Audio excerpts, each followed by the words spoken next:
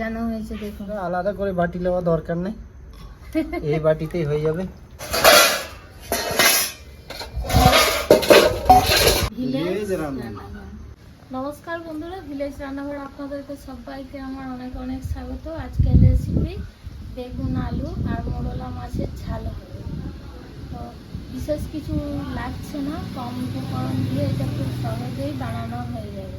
তাই অবশ্যই প্রথম থেকে শেষ পর্যন্ত আপনারা ভিডিওটা দেখবেন। নমস্কার বন্ধুরা, ভিলেজ রান্নাঘরে আজকে বানাবো মোরলা মাছ, আলু, বেগুন, টমেটো এইসব দিয়ে একটা ঝাল বানাবো। তো বন্ধুরা, দারুণ রেসিপি হতে চলেছে, মজাদার রেসিপি, তো সঙ্গে থাকুন। এগুলো কেটে নেবো। মোরলা মাছটা কিন্তু ধুয়ে একদম পরিষ্কার করে রেখে দিয়েছি। এই বেগুনগুলো কাটাকাটি করে নিই। বন্ধুরা, এদিকে আদা কেটে নেবো। বেগুনগুলো এইভাবে এরকমভাবে কেটে নেবো। উনুনটা ধরে গিয়েছে, কড়াইটা চাপিয়ে দিল মাছটা ভাজার জন্য। তো ওইদিকে বাটাবাটি করবে। আমি কালো সরষে দেবো 2 চামচ, দিয়ে 2 চামচ একই সাথে বেটে নেবো। দেবো সরষে তেল,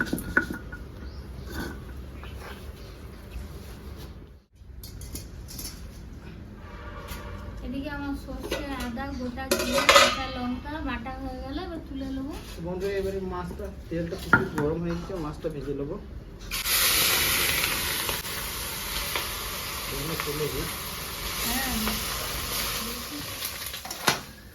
বেগুন ভেজে নেবো।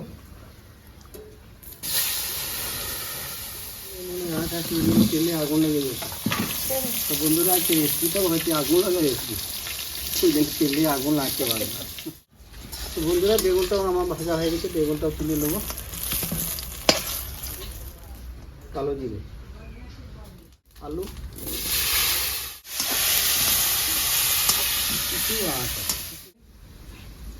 আর দিয়ে দেবো একটু হালকা হলুদ। তো বন্ধুরা, আলুর সঙ্গে এবার কেটে রাখা পেঁয়াজ দিয়ে দেবো।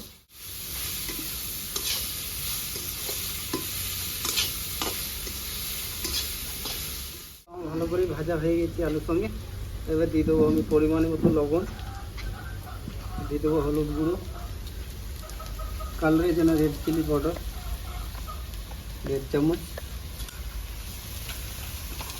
তার সঙ্গে দিয়ে দেবো কেটে রাখা টমেটো,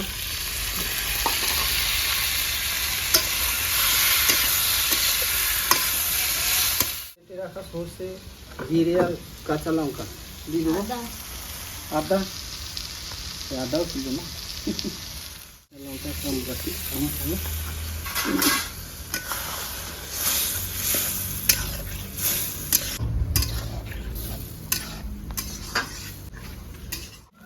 তো বন্ধুরা, আমি 1 বাটি জল দেবো। ভালো করে কষিয়ে নিয়েছি। আদার সঙ্গে দিয়ে নিয়ে আদার কাঁচা গন্ধ চলে গিয়েছে। যেগুলো জলটা চলে নেবে, মাছের জল টানবে। হ্যাঁ, একটু বেশি জলও হবে না, এটা মিডিয়াম।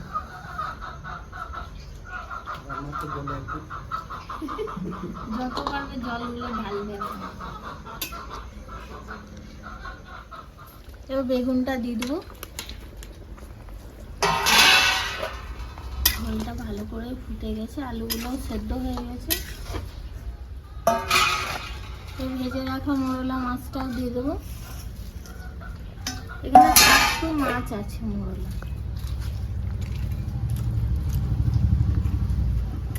খানিকক্ষণ ঢাকা দিয়ে রেখে দেবো। ঢাকাটা খুলে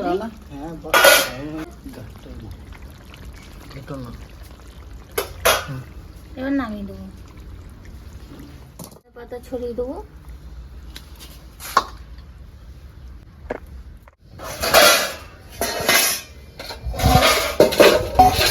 হাত দিয়ে দেখুন ভাতগুলো কিভাবে সাজানো হয়েছে, দেখুন কেমন লাগছে, কমেন্টে একটু জানাবেন। তো বন্ধুরা, এই ভিতরেই তরকারি দিয়ে দেবো। এই কত ভিতরে সুন্দর লাগবে দেখতে। মোরলা মাছের বেগুন আলুর ঝাল।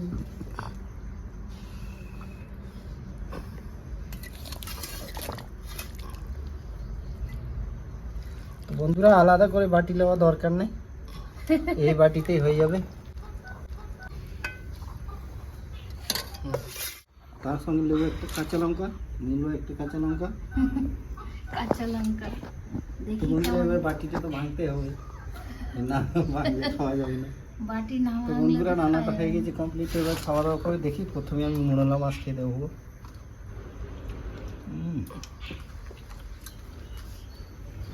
তো বন্ধুরা সকালে বাজারে দেখলাম টাটকা মাছ ছিল, ওই জন্য নিয়ে চলে এলাম। এগুলো আমি সকালে সকালে বেছে নিয়েছি, বেছে ধুয়ে একদম রেডি করে রেখে দিয়েছি। এগুলো বাছতে অনেক সময় লাগে। সলিড হয়েছে বন্ধুরা। গ্রামে মোরলা মাছ টাটকা পাওয়া যায় বন্ধুরা, আর এই মাছ খেতেও খুব টেস্টি। এটা কেমন লাগলো কমেন্টের মাধ্যমে জানাবেন, আর ভিলেজ রান্নাঘর চ্যানেলকে সাপোর্ট করবেন। ইউটিউব থেকে যেসব বন্ধুরা দেখছেন এখনো সাবস্ক্রাইব করেনি তারা অবশ্যই করে পাশে থাকবেন, বেল ঘন্টি পাশে ক্লিক করবেন আর নোটিফিকেশনটা অন করে রাখবেন, যাতে ভিলেজ রান্নাঘর চ্যানেলটি আপনার কাছে চলে আসে। আপনারা খুব ভালো থাকবেন, সুস্থ থাকবেন। কাল আবার নতুন ভিডিওয় দেখা হবে। কি গো, তুমি তো বন্ধুরা, খেয়েই যাচ্ছ। দারুণ টেস্ট হয়েছিল, আমি খেয়েই যাচ্ছি। বন্ধুরা ভিলেজে রান্নাঘরে নতুন নতুন ভালো ভালো রেসিপি দেখার জন্য ফেসবুক চ্যানেলটাকে ফলো করবে আর পাশে থাকবে।